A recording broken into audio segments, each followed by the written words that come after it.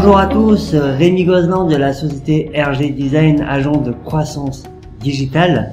Notre mission chez RG Design est d'accompagner nos clients dans leur développement de leur activité sur Internet. Nous sommes également spécialisés WordPress et PrestaShop, et ça tombe bien parce que dans ce tutoriel, nous allons voir comment créer et modifier une page Internet avec Elementor, donc sur PrestaShop, qui est un constructeur de pages qui est beaucoup utilisé sur WordPress et qui a vu le jour maintenant il y a quelques années sur PrestaShop et qui donne des possibilités vraiment très grandes au niveau de la customisation. Donc on va regarder ça. Donc avant de rentrer vraiment dans le vif du sujet, nous allons voir qu'est-ce que on va customiser, comprendre comment ça se passe, comment Elementor fonctionne et comment on peut modifier les éléments. Donc à la fois la page d'accueil, puis on ira voir du côté de la page catégorie et de la fiche produit. Donc sur la page d'accueil, on va donc se connecter et une fois qu'on a installé le module, ici à gauche nous avons ici Creative Elements. Donc on va cliquer et donc on peut cliquer sur constructeur de thème et là on voit qu'on peut créer donc plusieurs gabarits. Donc il y a un travail qui a été fait en amont et là l'idée c'est vraiment de voir comment on peut modifier les choses. Donc pour la page d'accueil, on peut aller dans contenu n'importe où, c'est comme ça qu'on a construit les choses et on voit qu'on a plusieurs blocs dont beaucoup qui sont en display home. Voilà, donc quand on a beaucoup de blocs, on peut très bien ici aller chercher et filtrer nos blocs en tapant le mot-clé ou la position. Et ici, si les choses sont bien nommées, on va comprendre de quoi on parle. Donc, si par exemple ici on voit dans Home Atelier, on voit qu'il est bien actif, donc on va pouvoir le modifier ici et on va cliquer sur modifier. Okay. Donc on voit le bloc qui apparaît ici. Alors on a d'autres blocs qui sont pas modifiables, hein. Si on clique il se passe rien, hein. Donc, mais on voit que ici on va pouvoir modifier cette partie là. Donc si on va sur la page d'accueil, on voit qu'effectivement on est sur cette partie là, les ateliers. Donc à partir de là, donc en mettant la souris, on va pouvoir ici customiser rapidement ce qui est écrit. Donc là on va pouvoir modifier le texte, que ce soit ici ou ici. Donc, on peut également mettre par exemple ici donc du bold. On veut vraiment mettre en avant un mot. Pareil ici au niveau du texte, là on peut très bien nos ateliers Aix-en-Provence, ici le mettre en bold ou directement là. Donc là on va pouvoir modifier le texte. Ici on va pouvoir potentiellement modifier même la vidéo, hein, quand on va dans le style. Ici on a le lien de la vidéo, donc on va pouvoir insérer le lien qu'on souhaite pour afficher en background. Donc là on est dans un contexte multilangue, donc on va voir comment on va pouvoir ici également modifier la langue. Donc on va cliquer sur le drapeau. Là quand je clique sur langue, ici je peux basculer sur la partie English. Donc avant, si on fait une mise à jour, on peut mettre à jour ce qu'on a fait et on part sur la partie English. Hop. Donc là on voit que tout a été importé. Alors la modification qu'on a faite n'est pas venue ici, donc il va falloir remodifier et même également traduire, hein, parce qu'il n'y a aucune traduction qui a été faite en tout cas dans ce cas-là. Donc il faut penser à traduire les éléments ici et également ici penser à modifier l'URL. Donc là on n'a pas encore créé cette page là, donc il va falloir après récupérer cette URL et mettre l'URL en anglais. Donc ça c'est important au niveau français et anglais. Hop. Ici, donc on va revenir ici dans le back office, ok, et après on peut recliquer sur un contenu n'importe où. Et si par exemple, je sais pas moi, je veux modifier ici cette partie-là, ben je vais pouvoir, voilà, ici home bloc rosé, donc pareil, je vais modifier. Je modifie avec Elementor, voilà, et là je vais pouvoir, comme tout à l'heure. Là on voit que ici, bon, il y a eu un effet visuel, hein, on a déplacé les éléments. On voit que on n'arrive pas à cliquer sur parfum au vin rosé pour pouvoir le modifier. Donc là du coup on va pouvoir utiliser cette navigation ici par calque.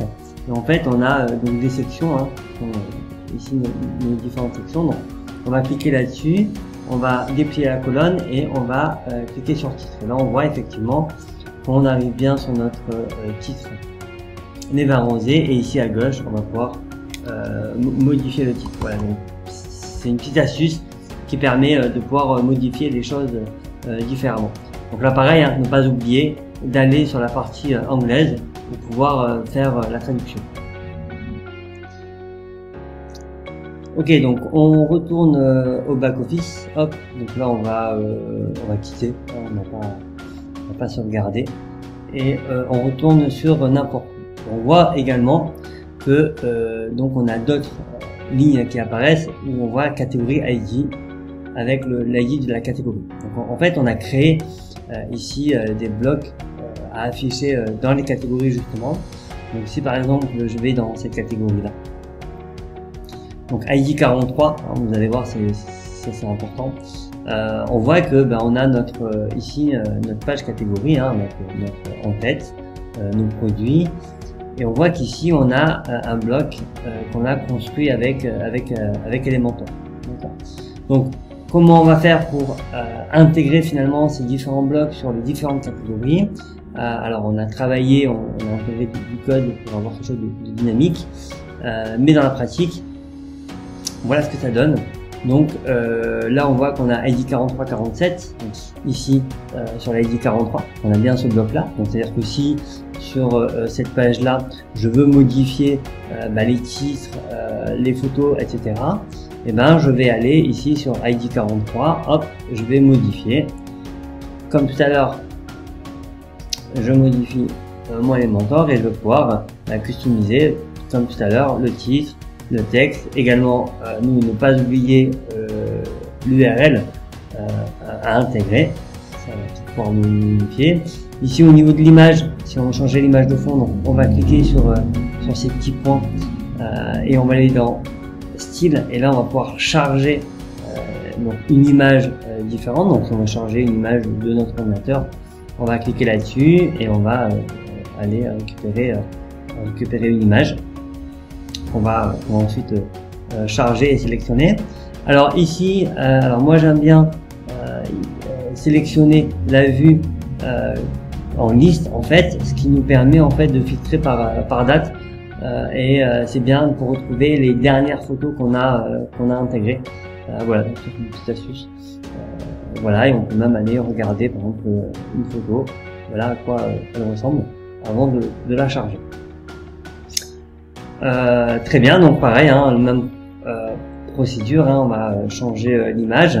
Alors quand on a une image, c'est bien d'intégrer la balise Alt, voire même un titre. Donc là par exemple, si je fais Alt, ici je vais intégrer parfum par exemple, et comment mettre du parfum. Donc moi ce que je ferai en fait tout simplement, je ferai hop comme c'est. Donc je copierai directement Alt, je ferai OK, voilà, comme ça on est bien pour le référencement naturel.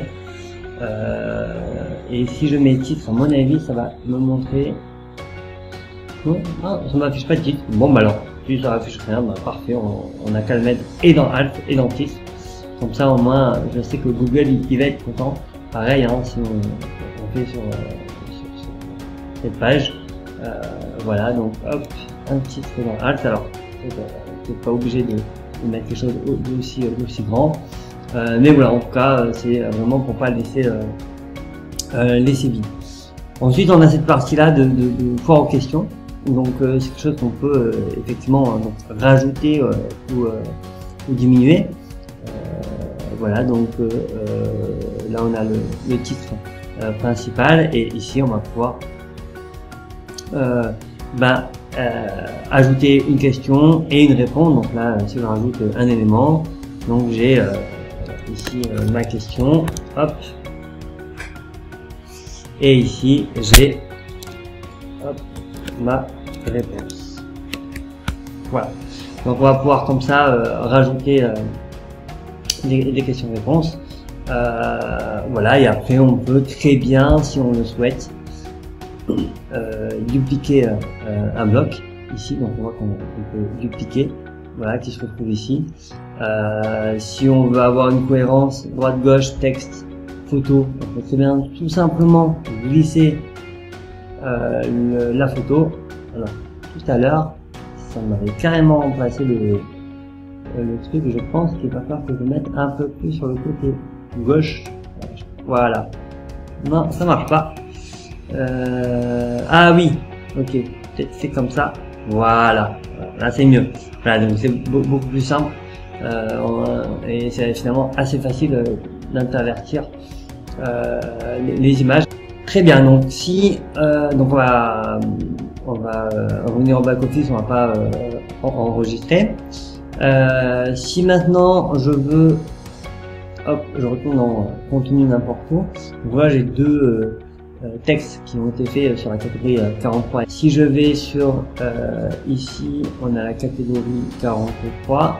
Si je vais sur la 79 par exemple, ok, je descends, je vois que j'ai pas de bloc comme on a fait. Comment rajouter ces textes là?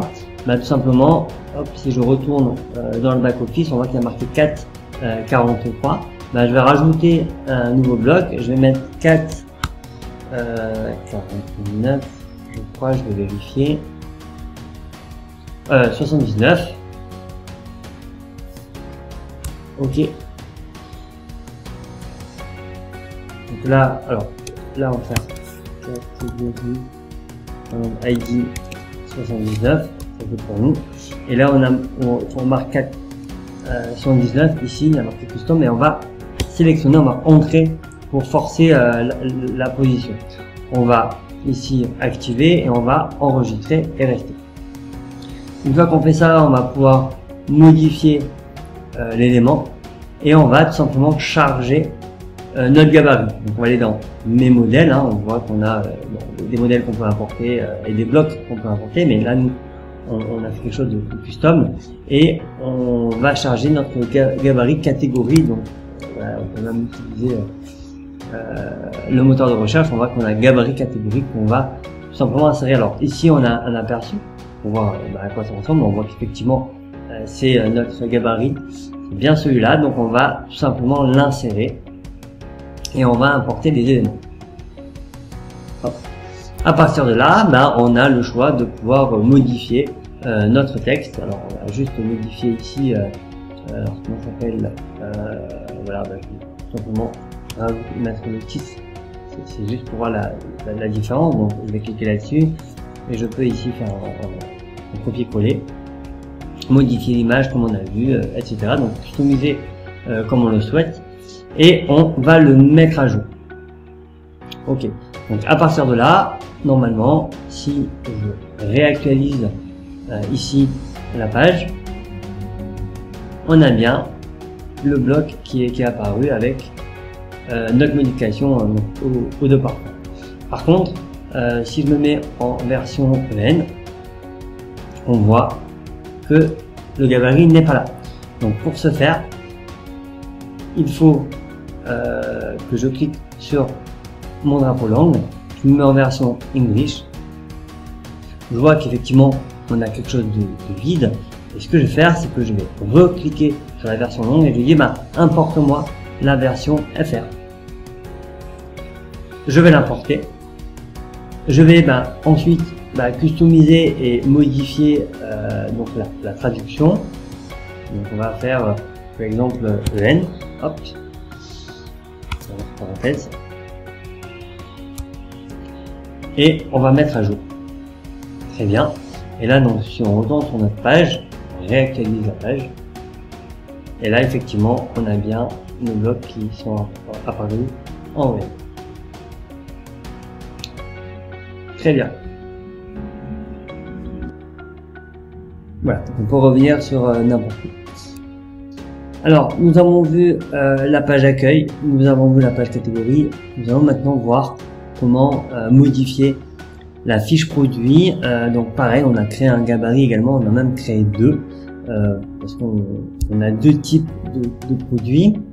Donc il y a des éléments qui sont dynamiques, qui sont ici, et qui bougeront pas. Voilà, et il y a des éléments voilà, qu'on peut customiser, comme le bloc créatrice. Testez-le, voilà, comme ça on n'a pas forcément besoin d'avoir ce bloc là en fonction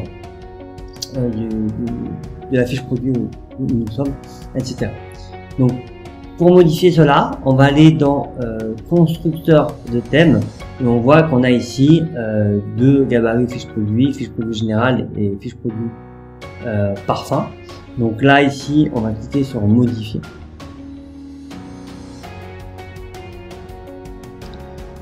Donc toute cette partie haut, on va pas la modifier parce que c'est dynamique, donc il faut rien toucher. Alors éventuellement, voilà, tout ce qui est texte, comme lui par exemple, oui effectivement on peut toucher. Donc voilà, les échantillons, s'il y en a pas, donc on peut supprimer. On fait la croix, ou alors on peut peut-être customiser ou modifier le picto. Voilà, donc pour modifier le picto ici, on peut charger une image donc en PNG transparente, voilà, en respectant le format. Et ce qu'on peut vraiment modifier, c'est ici. Alors normalement ça va rester comme ça, mais par contre voilà, ce bloc là, soit on peut décider tout simplement de le supprimer, ou alors de modifier le texte et les images comme on a vu précédemment. Voilà, là également hein, on a la possibilité de dire bon, même s'il n'y a pas d'échantillon à proposer, et ben on va pouvoir modifier le texte et l'image ici. Hop, on retourne dans le back office, donc constructeur de thème, et on fait la même chose sur la deuxième fiche produit. Alors on peut comme ça modifier la deuxième gabarit de fiche produit. Alors on pourra pas hein, via le back office d'affecter un gabarit de fiche produit à une fiche produit. Il faudra que nous on le fasse dans le code.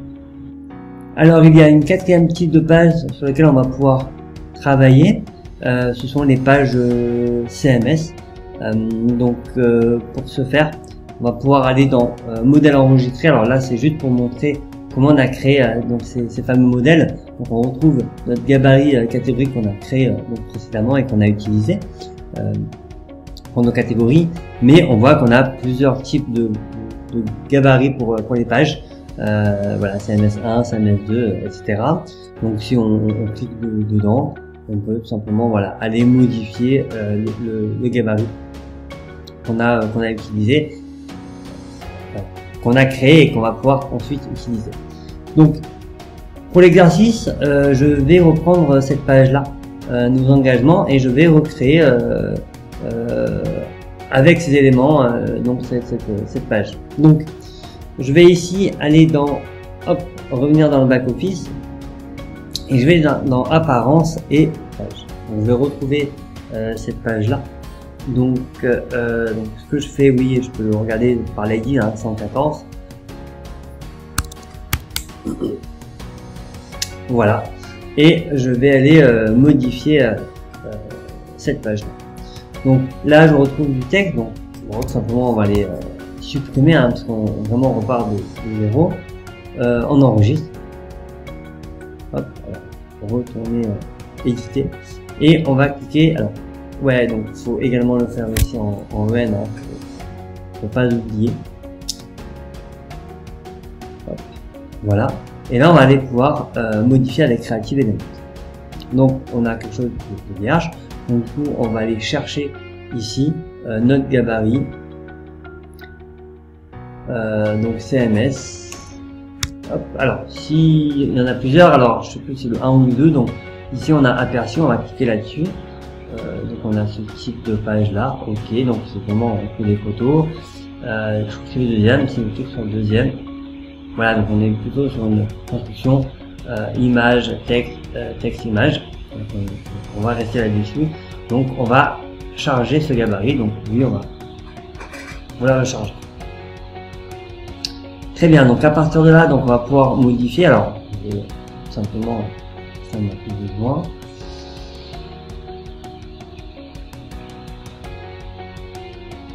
Donc là, on est sur la page nos engagements. Donc, hop, ici, on va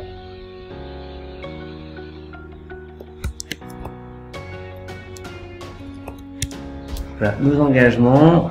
Est-ce qu'on a un texte? Non, pas forcément. Donc, on va après intégrer le texte. Pareil, hein, si on veut customiser le fond. Alors, si on voit qu'on a le menu qui nous embête un petit peu, on va changer un petit peu le format. Alors, on va cliquer sur cette roue dentée réglage et ici, il y a marqué mode de page. Donc, on va dire Canva. Hop. Voilà. Comme ça nous enlève le menu du haut et on va pouvoir travailler tranquillement.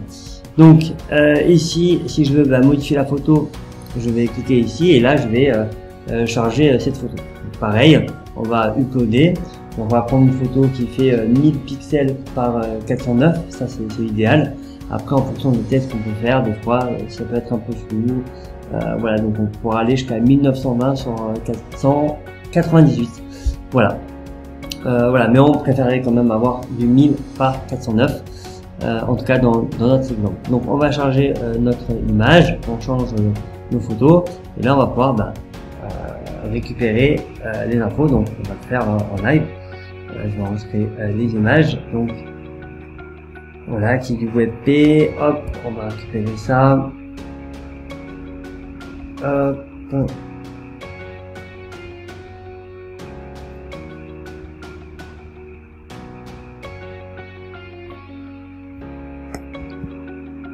Voilà, bon, on récupère tout après, je sais pas si on va tout faire, mais voilà. Donc déjà on a tout. Ensuite, on va copier-coller. Donc du coup là ici on part sur la droite. Donc alors il y a une astuce en fait quand on fait un coller, vous voyez que ça va récupérer le style, hein, on va faire le H2. Donc si on veut pas récupérer le style, l'astuce c'est de faire pomme, maj et CTRL V, ou tout simplement aller ici dans le code et faire pomme V. Comme ça au moins on est sûr que ça va pas récupérer le style, et ici nous on n'a pas besoin de cela, donc on va tout simplement l'enlever. Très bien, hop, donc on va récupérer l'image, le texte.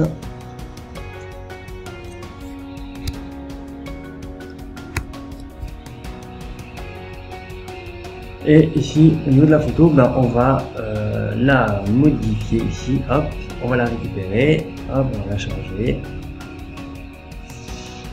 Donc c'est la photo, hop, normalement, ça doit être celle-là. Alors c'est du WebP, donc c'est bien, donc on est le WebP et on va pouvoir même l'utiliser, donc c'est plutôt une bonne chose. Hop, alors là, hop, il me l'a pas pris, donc il va falloir effectivement la charger et après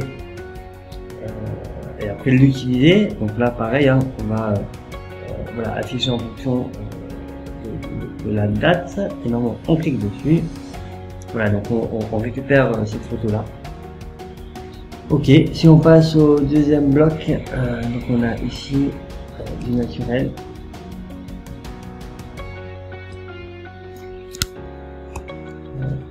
Ensuite,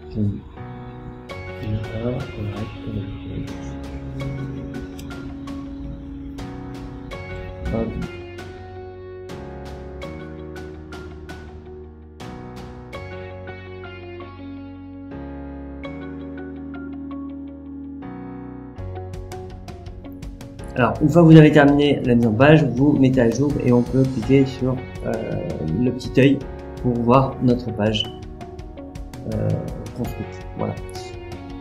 Alors, ne pas oublier, hein, quand on a fini la page, de recliquer sur réglage et de remettre ici par défaut. Voilà, qui va nous permettre voilà, de retrouver notre menu. Sinon on aura une page mais sans menu. Donc c'est bien pour faire des landing pages, mais nous dans notre cas c'est pas ce qu'on veut. Voilà, quand on va cliquer là-dessus, voilà, on a bien notre menu et notre page qui a été construite avec notre gabarit. Une fois qu'on a fini toute cette page là, toujours ne pas oublier de la version EN. Donc on va cliquer sur cette version là, on va cliquer sur le drapeau, on va faire insérer, hop, et là ben, on va traduire après l'élément. Allez, on enregistre. Alors on va quand même parcourir rapidement ensemble les différents blocs qu'on peut nous intégrer. Donc ici on va cliquer sur ce damier et on va voir qu'on va pouvoir intégrer tout simplement du texte avec donc, 2 colonnes, donc un système de mise en page. Voilà, un titre, une image, alors une vidéo, si par exemple on va intégrer une vidéo YouTube simplement, donc on importe ce module, et si par exemple ici moi je vais récupérer, je vais faire exactement pareil avec cette vidéo là, hop, et ben je vais simplement mettre l'URL de la vidéo et ça va venir n'importe où. Alors, si on veut quelque chose, par exemple si on voilà, et que c'est un petit peu petit, que je veux vraiment qu'elle soit plus grand, hop, je vais ici cliquer sur le petit crayon et je vais jouer sur voilà le ratio d'aspect, et typiquement voilà le 1:1, ça va être un peu plus grand, hop, voilà, en fonction de l'image aussi qu'on a. Voilà, donc ça permet voilà, 9/16, voilà, vraiment grand, donc voilà, donc ça permet d'habiller un peu plus la page. Voilà, donc on peut également rajouter un bouton, hop, voilà, tout simplement, donc ça peut être intéressant. Voilà, il y a des liens dynamiques. Alors au lieu d'avoir des liens de récupérer l'URL, on peut très bien aller chercher, voilà, insérer une URL d'une fiche produit, d'une catégorie ou d'une marque. Voilà, il n'y a pas les CMS, c'est bizarre, il n'y a pas les pages. Voilà, donc c'est très dommage, mais en tout cas voilà, on peut déjà aller chercher les liens directement. Voilà, et après on peut voilà, faire un bouton ajouter au panier et on va aller chercher un produit. Ça peut être intéressant. Bon voilà, on peut rentrer vraiment dans des choses intéressantes. Voilà, donc après il faut aller regarder. Mais voilà, dans l'essentiel, voilà, le bouton, le texte, le titre, les images, etc. Alors il y a quand même une chose que j'aimerais rajouter. Si par exemple on veut insérer d'autres contenus, on peut toujours cliquer ici sur ajouter et aller chercher dans les modèles ce qu'on a fait.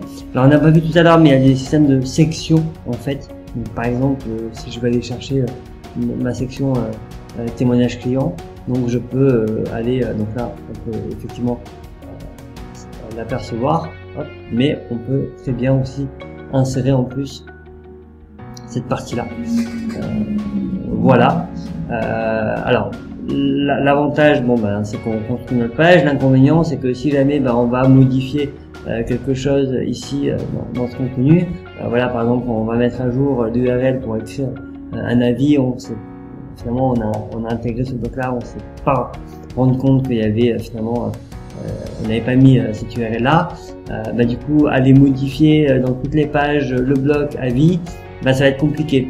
Du coup, il y a une petite astuce. Quand on sait qu'on va utiliser des blocs de contenu sur différentes pages, on va utiliser ce qu'on appelle les shortcodes.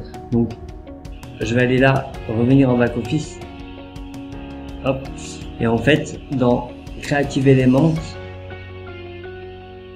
dans modèle enregistré, hop, alors si je fais réinitialiser, voilà, et on voit que nous on a créé des blocs sections. En fait c'est pas des pages, c'est vraiment des blocs. Alors ici on a le bloc, la section les clients conquis, donc les avis. Donc si on va là, on modifie, donc on va faire un exemple. Ici, typiquement, ici dans l'URL, il n'y a pas d'URL. Ok, donc on revient au back-office. Hop, modèle enregistré. Et ici, on a un code court, un shortcode. Et on va aller copier ce shortcode. On va retourner dans notre page.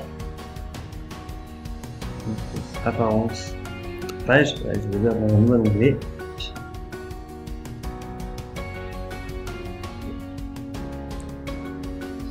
Modifier, voilà, et on retrouve notre vidéo, hein, donc ça va pouvoir supprimer. Et ici, en fait, on va mettre code, et là on voit qu'on a code. Là je clique, je glisse cet élément-là, et là il nous dit de mettre même un exemple de hook. Je colle tout simplement ici notre code, et on voit qu'il va venir s'importer. Donc on fait enregistrer. Après bon, on peut toujours regarder cette page là. Donc on a ici notre avis, donc on voit que ici hop, il n'y a pas de lien. Et j'ai plus que ici dans ma section modifier et mettre le lien avis. Alors j'ai pas le lien avis, donc on va faire un lien n'importe lequel, on va mettre à jour. Et voilà, je retourne sur le lien et là on voit qu'effectivement j'ai un lien, et quand je clique, là j'arrive sur le lien que je lui ai donné.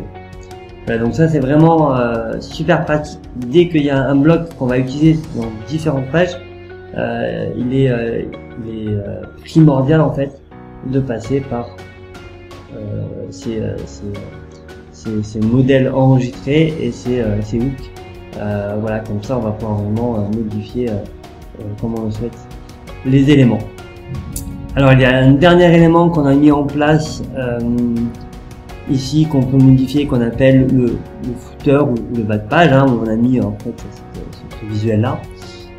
Donc là ici, pour le modifier, on va aller dans constructeur détail, mais on voit footer RG. Donc on va les modifier, toujours pareil. Ici, donc on va pouvoir modifier le texte, et là pareil, donc modifier le lien et ne pas oublier la version anglaise. Voilà pour la traduction.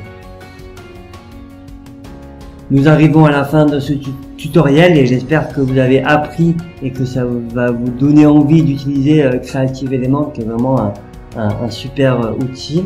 Voilà, je vous invite également à venir liker et commenter donc cette vidéo, et de voir également les autres vidéos sur notre chaîne YouTube. Merci et je vous dis à très vite. Au revoir.